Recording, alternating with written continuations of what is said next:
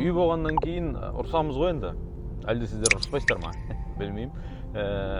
Сол ұрыстардан кейін менің бір байқағаным, көп кикілжің негізі іштегіні ашық айтпағаннан болады екен ғой.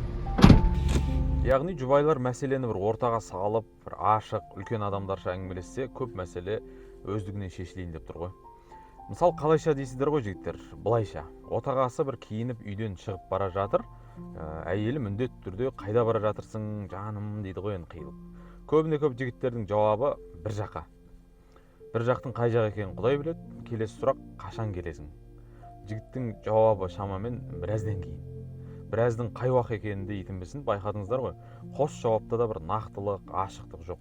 Ол болмағасын әйел жарықтық міндетті түрде ойланады, күдіктенеді, жүйкесіне салмақ алады. Менен жасырып жабатын нең немесе кімің бар деген бір үшінші сұрағын автоматты түрде дайындайды. Соңы белгілі конфликт. Әлгі бір көрге түскенде қойылатын үш сұраққа жауап бере алған адам азаптан құтылады дейді ғой молдалар.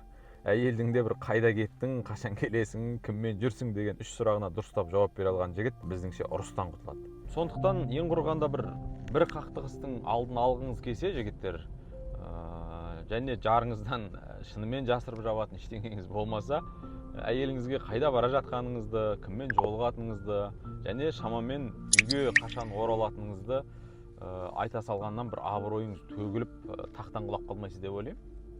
Сол.